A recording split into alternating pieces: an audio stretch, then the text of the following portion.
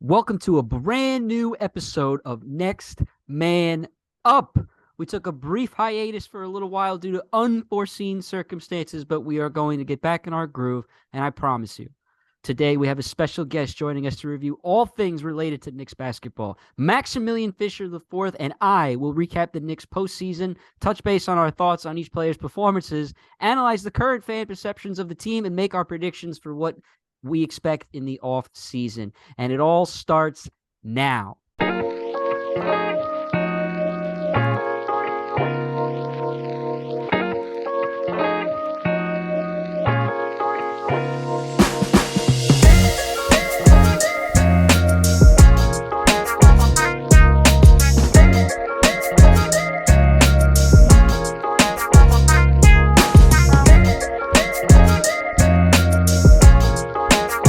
Maximilian, how you doing, my friend? Doing great, man. Thanks for having me. Ready to talk I- some Knicks? Let's do Now, it. see, the thing is, we basically have been doing our own off-air Knicks show 24 hours a day, literally the last 2 months, especially ever since the postseason. We've got the group texts, we've got the solo texts, we've got the reels we've been sharing. I feel like we've basically been doing this show for a long time, even though we're really kind of doing it for the first time together. Dude, definitely, man. There's been so much to talk about over the last good and bad, and I'm excited to share our thoughts right now. It's Today. been a little bit of a roller coaster emotionally. Obviously, I kind of wanted to start the show with a Knicks postseason recap. If you live under a rock and you don't know what's been going on with the team, the Knicks made the playoffs as a fifth seed, defeated the Cleveland Cavaliers in 5 games, and played the Miami Heat. And everybody thought that was going to be a favorable matchup because the Knicks had home court and a higher seed. But the Heat defeated the Knicks in 6 games to advance to the Eastern Conference Finals. So let's just kind of review everything throughout the playoffs. Like, if you could just explain the change in your emotions, like from the Cavs series to the Heat series. Like, obviously, I think we were high over the moon in the beginning, and then what changed for you in the Heat series? Like, did it feel like we took a big step back, or were you sort of like, maybe this is as far as this Knicks team was meant to go? Well, going into the playoffs, I was hoping that we would, get a win against the Cavs, but in 6 or 7. When we came out of the gates, beat them in 5. They really had me feeling good. Feeling really good. Then I was a come on to little the Heat. surprised by the Cavs. I thought they would put up a little more fight, but their youth really did show. I thought the same, but I got a little positive off that, and I was like, wow, we beat them in 5. The Bucks lose to the Heat. I'm like, this is a better matchup for the Knicks. I think we can take them in 6 or 7. Turns out the Heat are no easy task. They And that's kind of why took they were able to control beat the of the Bucks and the series. Knicks. Yeah, the They Heat really really did. took control. I mean, obviously they won game 1 and we won game 2, and you're thinking, hey, let's go on the road and find a way to win one and send things back home. But obviously they just had to find a way to win one in Miami, and they couldn't do it. It was such a hostile, disgusting atmosphere. Not in the sense that like the crowd was really, really hostile or into it, but just like the strategy of the Heat. And obviously Pat Riley ball. I mean, here's the irony. They're doing what the 94 Knicks did when Pat Riley was head coach. Physicality, slow things down, grind it out, get the clutch baskets. Doesn't matter if you shoot 30, 35%, as long as you are winning the foul battle, which frankly, Miami won that, and I think every single game in Miami. So our players, I thought, got flustered. Not just Julius. Obviously, everyone was talking about him, but I thought that the Yeah. officiating and just the overall strategy of the Heat willing to get dirty. And one thing they did that really, really bothered me, that they did like every single time, is if somebody like Julius or Mitch or anybody went to post up, Bam or whoever would just grab the arm. And then when you grab the arm and you're hooked and you're in tight, ref might not see that, especially if you're kind of in each other physically. And then what do you want to do when they've got your arm? You want to pull your arm out. So every single person that tried to pull their arm out, this happened to Julius like 4 times in one game, tried to pull his arm out. You just go, oh. You just throw your head back when the guy tries to pull his arm out. And then it's like, oh, foul on that guy. And that really messed up everything. Our players were emotionally off their game, psychologically disrupted. I thought they played a little better in games 5 and 6, but games 3 and 4, they were shot. It was all Miami, and it was just disgusting. It wasn't fun. It was a disgusting brand Yeah. of basketball overall. Very, very tough to watch. Yeah, especially just the Knicks weren't really able to. No one was able to really step up other than really Brunson, but the Miami just plays that fine line with the rules. They do the moving screens. They get a it's little dirty boring. down low. It's not fun It to is. It watch. can be. Like, No, no, and do you it's think the league, Adam Silver's office is like thrilled? Obviously, it's marketable. Jimmy Butler is a star. His story is incredible. And the fact that they're doing it with so many guys going down, but the brand of the basketball itself, I thought the Knicks Cavs series, maybe it's just because they won, but I thought the overall like flow of both teams was way more entertaining in that series. I would agree. I think it was a little bit more entertaining to watch just from a fan perspective, offensive perspective. But I mean, hey, hats off to Miami. They play. Nah, They screw know them. how to play their brand of ball. Yeah, no, you're right. Obviously, no, yeah, they showed the experience, and time again, we're seeing Mhm, it throughout the postseason that experience does matter. Uh, some guys can't seem to get over that hump, like James Harden and Joel Embiid. But Jokic coming back the mhm, second or third time around now, he seems very determined. And obviously, the success of LeBron, and Jimmy Butler, they've both been to the promised land, so they know mhm. what it takes. But the Knicks had a little bit of playoff experience.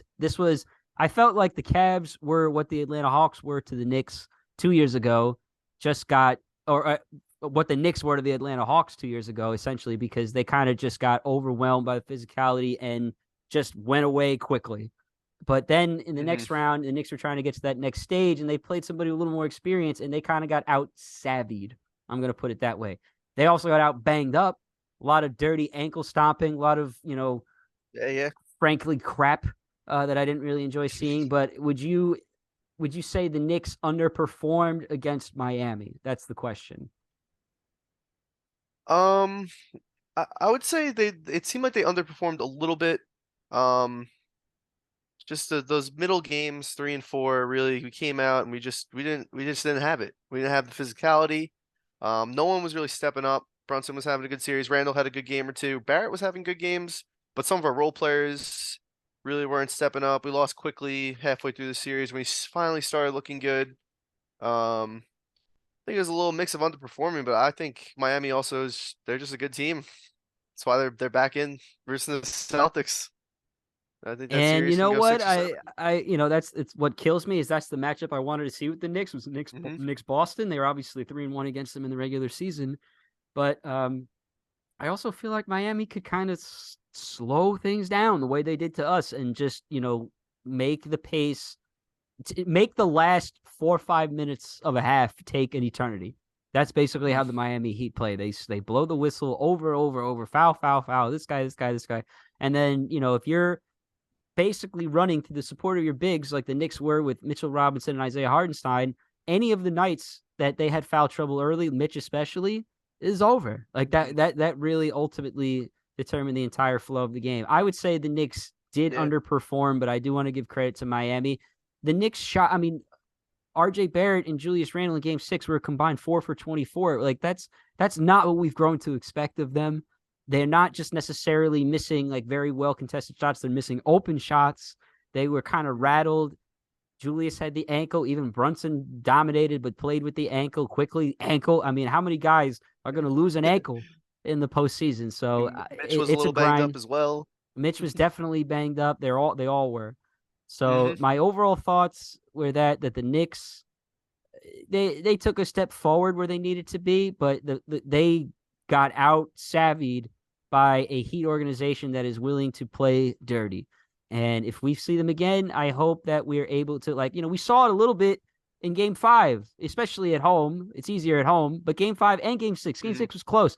They understood what was going on a little bit more at that point. They seemed to be a little more understanding that Miami is going to try and get in your head. They're going to get dirty. Like, just do not take the bait. And so many players took the bait, especially in games 1, 3, and 4.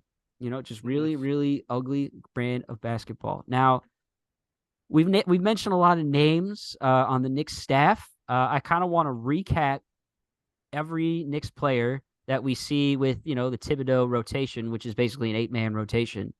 So we're going to go down the line, and what I want you to do is I want you to try and think of a grade for how their season ended. That includes the regular season and the postseason.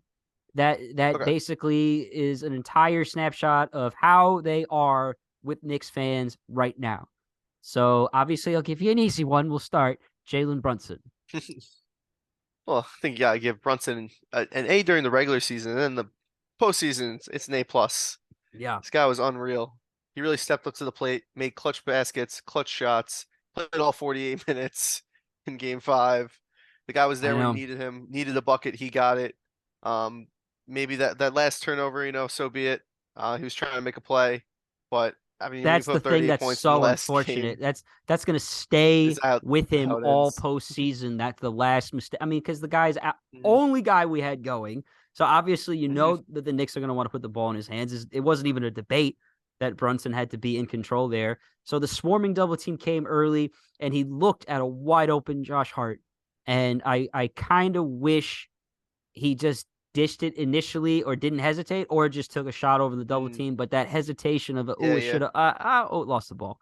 So for that reason alone, I'll give Brunson an A minus on the regular season and an A in the postseason. I Alright. basically want to give him an A plus, but unfortunately, this was a big mistake and a big moment, and Yeah. absolutely could have sent the series to Game 7. No knowing what would have happened. Hypothetically, Hart hits that three, then you go back the other way, and obviously, you never know. Miami could have got a bucket after that. Jimmy Butler's pretty clutch, Mhm. especially at home, so that would have been a stressful situation. But we'll move on to R.J. Barrett. Where would you grade him? I think RJ, yeah, yeah. So RJ throughout like the regular season, definitely disappointing. A lot of his three ball wasn't working Especially in too the well. beginning, Mid range wasn't good. really bad He in the his beginning. even down low, he was missing easy layups left Mm-hmm. and right, and it just felt like he really didn't take that next step forward at all. Maybe even regress from the previous season, which is not what we wanted to see. Yeah, he's really young, but trying to Just gave him a just get a contract little too. bit more positive yeah, yeah, just trying yeah, we Mm-hmm. just gave him a huge contract and he wasn't playing up to it. But I think in the playoffs, after the first two games, he really started to figure it out. He figured out his role. He started hitting his threes. He was driving to the basket. He was dishing when he needed to. Him and Mitch had a good connection down low on a few plays. And he gave us really positive minutes. I would say during the regular season, he's really disappointing, like a C plus. Yeah, But during the postseason, I give him like a B about, maybe even a B plus. I mean, he really turned it up. And he was kind of more the player that we thought he would turn into throughout the regular season. And if he can show up in the big moments, that's huge. I completely agree with your grades just because he basically saved his I would say he saved his reputation with the Knicks fans, even with the unfortunate Game 6. He was probably our most consistent role player in the playoffs throughout the entire postseason. So just seeing the way he played though, he's really a sniper. He's truly a two guard. That's how I see it. He can have the ball in his hands. He loves to catch and shoot off the high picks on the top of the key, and if it's not there, pump and do that floater and just drive with that strong left hand. I mean, offensively, I think at his best, it's similar to where we've seen James Harden at his best. Like just untouchable with the shooting, constantly getting to the free throw line and knocking him down. And you blink and the guy has 25 points. Now, and the good thing about RJ Barrett is I think he consistently plays good defense. So that's the difference between him and James Harden, really. So if he can make a step forward from this postseason, he really beat himself up after Game 6 in the press conference. He was like, "I had a horrible game. This is on me." Like he looks like it's going to sit with him for the whole offseason. So maybe that will lead RJ Barrett into a serious comeback season up and coming. Next name I want to throw out there. He was only a Knick for a little while in the regular season, but he obviously had a huge role, and he's going to be in a situation where he may or may not be extended next season. But Josh Hart, kind of tough one, I would say. What would you say about Hart right now? I would say it's a little tough. Regular season, I'm giving him he came B minus, B plus, A minus, somewhere in that range. He really He was came in and great. changed the culture a little bit. Mm-hmm. Gave us so much energy off of the bench. He was playing great with the bench unit. We went on a good winning streak when we got him. But I what did felt we like say when they first traded for him? We were like, all right, nine yeah, yeah, points a Josh game, Hart. whatever. Like, cool. We might have given up a first rounder, which we ended up Yeah. actually doing because the Mavericks, of course, got the 10th overall pick. But he did way better than you and I possibly could have Yeah, anticipated, right? I thought he was more of like a role player, he get a lot of rebounds, but really, that's really kind of all I knew about him. But I really didn't know he just had this energy to him. he's that he closing brought. He brought out some life to the games, bench. and how many times you see him get those long rebounds and just go the length Hmm. of the floor like it's nothing. Yep, His energy and his endurance were really special, but he got flustered in the Miami series, arguably even worse than Julius did. He was really off his game by these fouls. for He sure. doesn't get as much attention because he's a bench player, but he really, really was rattled. And obviously, he had the whole personal thing with his girlfriend or his significant other having children. You know, his twins Yeah, that were happened during Game 6, which is part of why I wanted him to shoot that three. It would have been like the perfect storybook ending yeah. if he hit the three on that night. But that maybe it's a personal issue. I don't know. That's the only reason I'm bringing it Hmm. up is because he just seemed off his game. He just seemed Hmm. like completely disgruntled. Early Didn't foul trouble, no minutes later on, and with Quickly's injury, that bench was gone. that? No Yep. Quickly and no Hart. So I think I that was a huge yeah, issue throughout the series. I mean, the Cavs series, he was great. He had A+ in the Cavs series, but then he comes that back absolutely. crashing back down to earth. And he was I mean, really supportive of give him like a Brunson. They seem to have that connection yep. of obviously being former college teammates and Mhm. roommates even. Next one, let's go keep it moving. Mitchell Robinson. How would you think feel about his performance this year? I think throughout the year he's had some great games. Always defensive intensity. He was the anchor to Thibs' defense. Um, I think he gets like a B+ throughout that, and then the postseason as well. He the Cavs had no chance against him throughout the whole Yes. series. Bam gave him a lot more trouble. He got into some foul trouble in a couple of the games. That's how Miami plays. Bam's all They know what NBA. they're doing. Know Yeah. what they're doing. He had a couple of those really clutch free throws, which I did not expect him to hit, which were Oh yes, those very good. game Game those game game five five. free throws were special Mhm. when the whole Yeah, Garden yeah. crowd cheered for because you just Mhm. know that he's probably nervous and that he can't actually he very rarely makes two.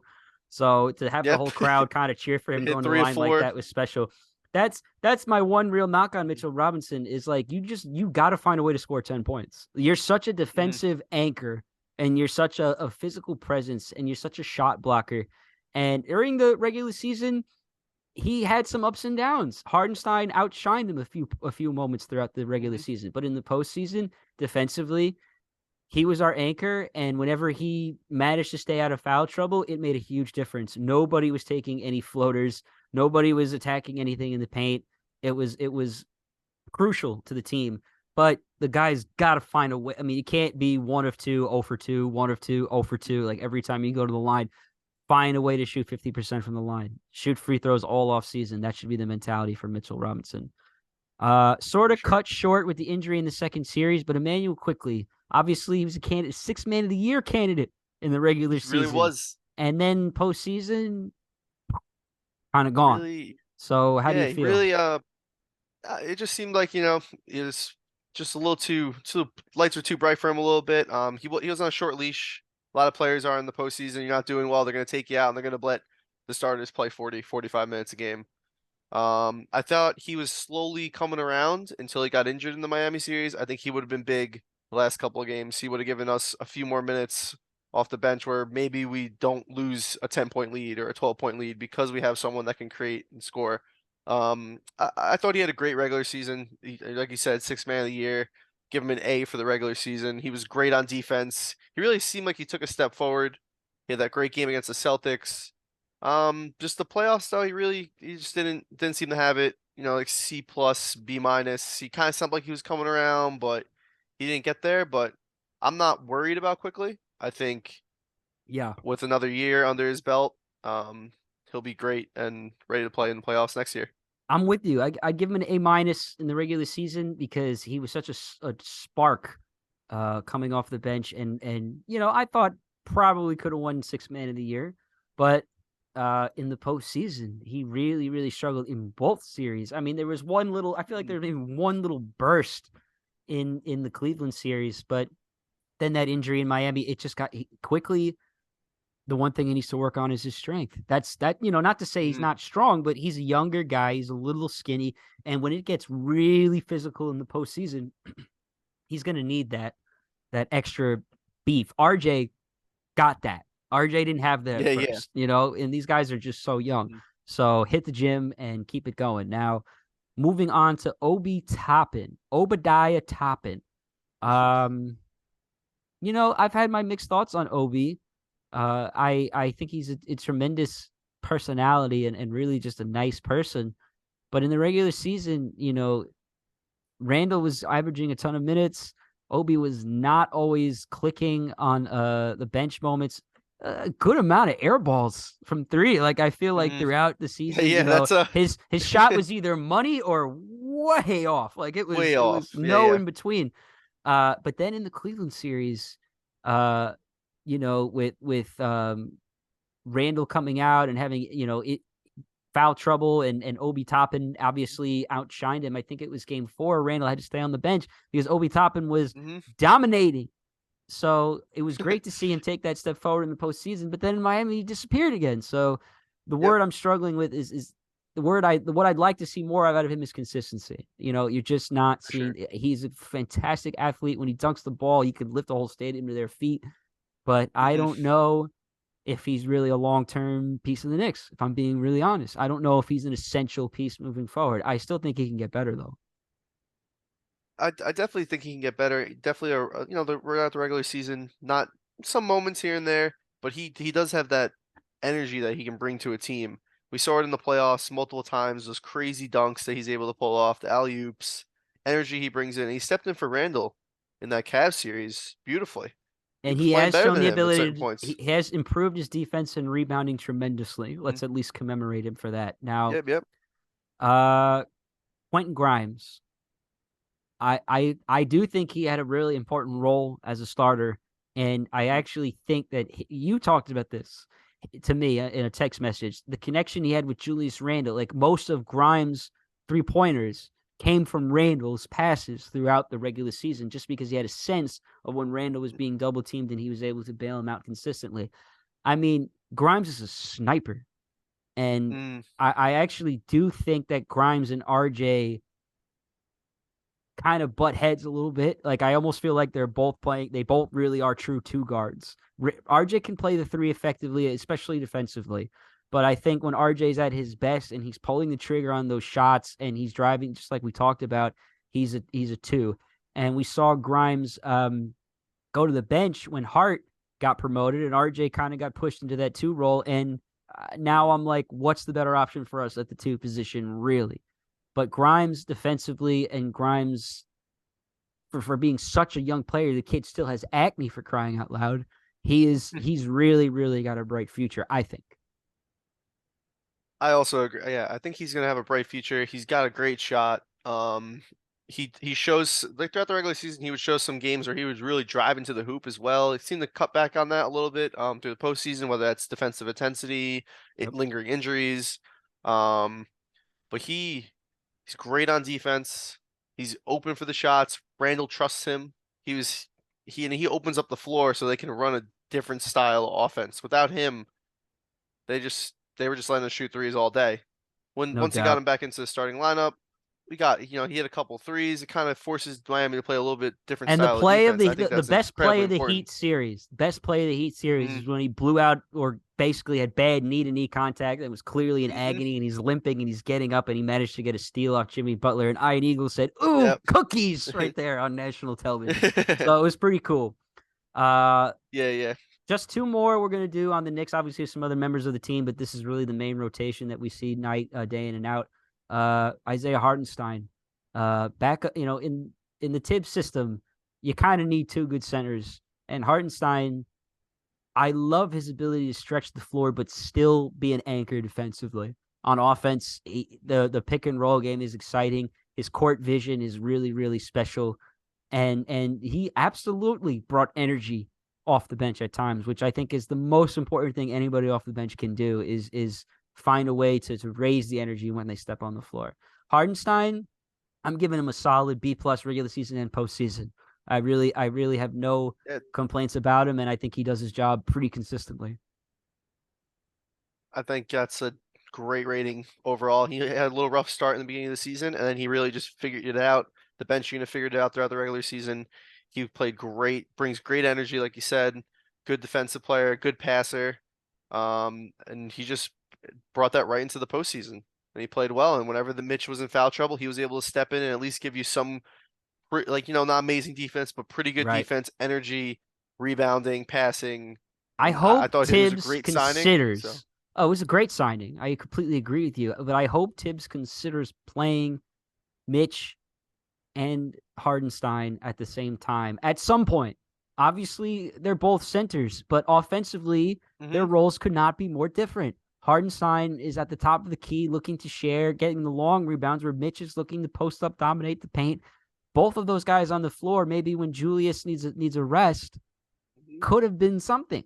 But we never really saw it because it's just not the way Tibbs does things. He prioritizes the center Hmm. position. Now, the name we've all been waiting for, the name Knicks fans could not stop talking about, and I probably won't for the entire offseason. Any post, social media, oh, what are the Knicks going to trade Julius Randle? So, yes, Julius Randle, um, it's pretty obvious that he had an amazing regular season, averaging 25 points per game, all star, third team all NBA. Um, Probably our most consistent player throughout the regular season, pound for pound. Uh, Brunson, no, and that's no disrespect for Brunson. It was a legitimate argument throughout the regular season who was our lead dog, and obviously in the postseason, it was all Jalen Brunson, and it was just not Julius Randle's best performances. He did mess up his ankle right before the postseason. He played through it throughout the Cavs series. You know it's bothering him. But the moments throughout the Heat series where he got flustered by the arm grab thing we talked about, or offensive fouls, where he had 4 offensive fouls in one night, and he said that's never happened in my career. I can't believe that. Like, he just gets so wrapped up on taking things personally, like, a mistake he made or a turnover he made or something goes wrong on a possession, that he took himself mentally out of probably 5 or 6 plays a game. That's how Hmm. I would quantify it. Some haters might say it's 10. Some lovers might say it's 2. It really comes down to how you look at the tape. His defensive hustle was not good enough in the postseason. I mean, it could not have been captured better than when Brunson ran back down, 3-on-1 and forced a missed layup, and Julius was not there to get the rebound. So just moments like that, and obviously, like, coming off a screen, coming up a steal, you see him throw his arms up, put his hands on his hips, and stand there. And to me, I just want to say, I don't think that's an issue of effort. I think that's an issue of losing sense of your priorities in the biggest moments. And, I guess you could argue that that means his effort is in the wrong place, but you can't tell me that this guy doesn't want to win. You can't tell me that this guy is not putting his heart and soul into his craft. You can't, like, the ups and downs. If you look at it throughout his entire career, I want to talk about that a little bit too. If you look at Julius Randle year by year, he's busting his ass trying to get better for the New York Knicks. Now, his personality doesn't always match, and New Yorkers can just be flat out a-holes. And when you kind of become the face of the Knicks, you can ask Carmelo Anthony. You can ask Patrick Ewing. It really doesn't matter how good you are. It's what have you done for me lately? And Knicks fans are harsh. So I feel like I've kind of summarized the enigma that has been Julius Randle in a Knicks uniform. But if you think about his entire career, I mean, what is your opinion on Julius's performance this season? And how do you think Knicks fans should feel about Julius Randle right now? I mean, throughout the entire season, great, great regular season. Him and Brunson were like 1A, 1B. You could just one would go off one Right. day, one would go off the next day, and you could bounce back and forth, and it was fantastic. You didn't know who was better, who was going to be better that night. Playoffs came around, and it was Brunson every night. You Yes. sprinkle in a little Barrett having good games. Randall showed up for one or two. Yeah, he bumped out his ankle and everything like that, He did which rebound could be well. I'll give him that. he rebounded well. He had Mhm. lingering, and that ankle injury might have been it got re-aggravated at some point. He was Yes. It's a probably playing problem. through a lot. Yeah. But the effort on certain plays, like you're saying, it's almost like he mentally takes himself out Tape on a doesn't play from lie. before, and it carries over to the next few plays. Then he gets flustered with an offensive foul, and then he's out of it. Yes. How Um, many turnovers or mistakes where he gets flushed and doesn't run back? So then it's like, okay, that went from a 2 point it's a four swing where point we might swing, have scored to a 4 point five swing point or a swing. 5 point swing. And it's like, Yep. you think about it like that. And If the you Heat take seem those to hit plays it. back, that's a difference in the series. You're right, and the Heat seem to hit those back breaking shots the entire series. Anytime the Knicks made a mistake, that happened. But Yes. back to Randall, Yeah, I mean, I was disappointed in how his regular season, I mean, his postseason went. Um, just because it kind of, was kind of like the Hawks series a little bit, where it was just disappointing after a great regular season. And he was never seemed to really, was never able to really find his shot. He started to find his three a little bit later. That last game where him and Barrett both had terrible shooting nights was a backbreaker, but atrocious. And then there's of course the press conference it where he said was, maybe they wanted it more, and yeah, he's yeah, just that was, frustrated and it's just yeah, just just a messing bad with the choice of media. words. But he obviously feels like the entire world is against him.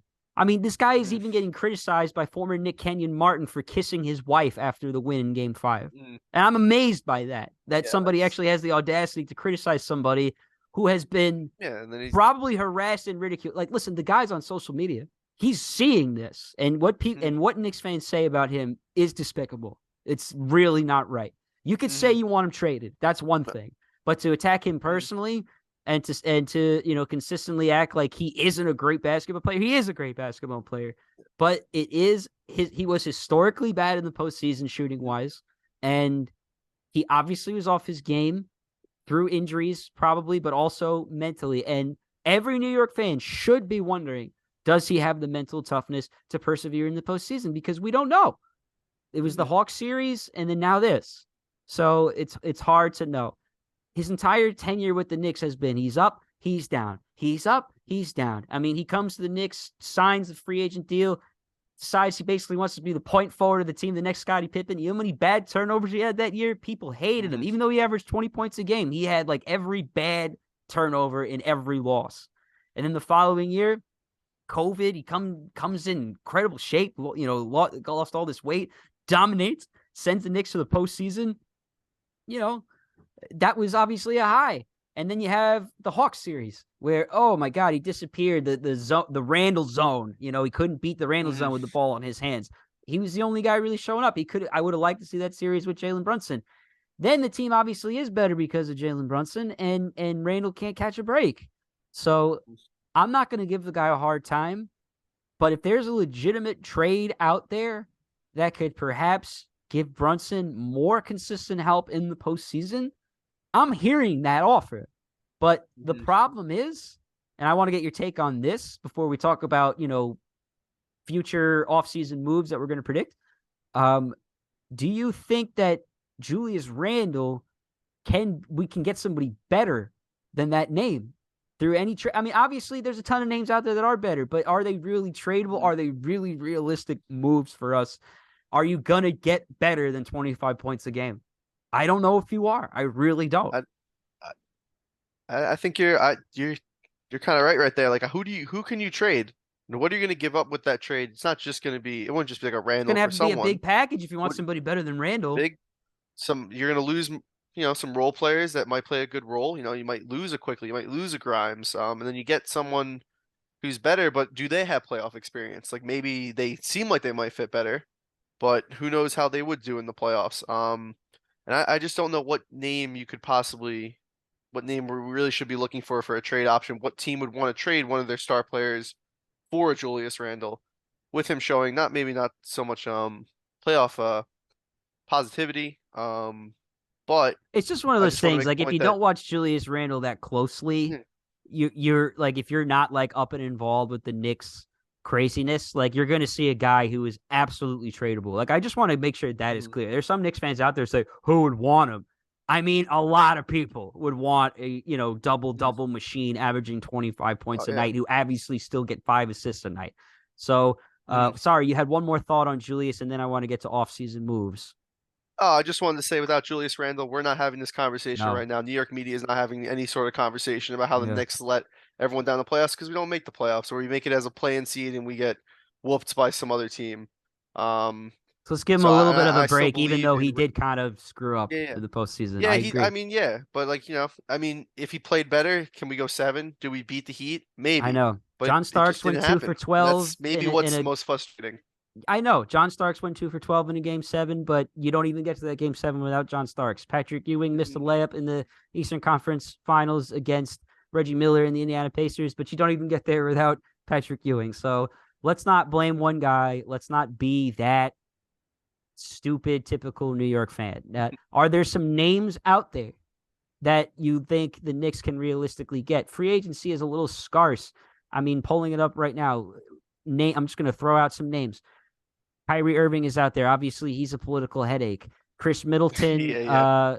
that he's a restricted free agent. James Harden is a restricted free agent. Russell Westbrook is an unrestricted free agent, but we know he's not improving our shooting, even though he might bring up the energy. Kristaps Porzingis, he's been around the league. He's only 27 years old. He's a restricted free agent. That's potentially interesting. But the irony is we don't really need a point guard. So D'Angelo Russell, do we really need him? Not really. Kevin Love, Not really. older guy, 34. Obviously, he has some playoff success. Is Draymond leaving the Golden State Warriors? Not sure. Fred VanVleet, that's a name I might be a little more interested in, but truthfully, there's nobody here that really jumps at the page. I mean, Kristaps Porzingis is the name I think I like the most, but then it's like, is he replacing Randall because he'd be playing the 4, not the 5?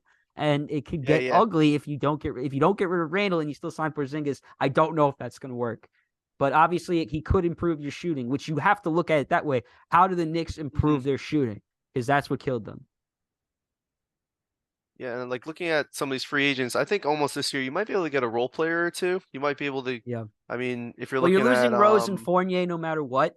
They're extending Josh Hart no matter what, because then they lost a first round pick for nothing. They have to extend Josh Hart. So they really probably should be looking to get 1 or 2 new role players and then just run it back. They don't have a draft pick. Like a Seth Curry shooter. Yeah. Someone who's gonna give you some consistent can we find 3-ball. Evan Fournier that can play defense? Play a little bit of defense. That's what I would like to look for in the offseason. Might not exist. Might need to look for the following year. I mean, Chris Middleton. I mean, I don't know if he's actually leaving. That's kind of hard to predict, but that would be a nice piece, wouldn't you say? Especially at his position, small forward. So maybe a small forward, maybe a two guard. You never know who could become available. That's the good news. You never know who could become disgruntled or want to be traded. But all in all, it's so positive and happy to be a Knicks fan overall right now. I don't want to. I know it fell off immediately. I know we had like all this insane positivity. We were surging, and then it was like a big whoopee cushion in the Heat series. Games 3 and 4, going down 3-1. I'm glad they showed a little fight. I'm glad Julius had his moment at Game 5, and he should be able to celebrate that with his family without hearing it from anybody on the floor.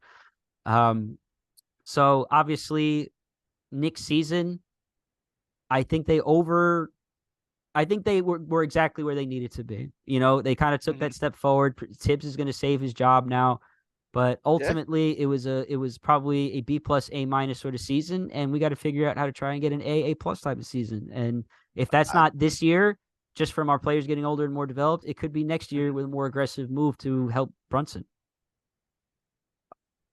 It's a great recap. B+, A- for the year. Let's hope for that A+ next year. Knicks and couple 6, moves. right? I think we did. Knicks and 6, man. That's always the pick. That's always the move. Max, thanks so much for taking the time on Next Man Up to discuss our beloved Knicks. Even though it ultimately ended in a heartbreak, the Knicks have propelled themselves back to relevance, and it was a tremendous feeling to have.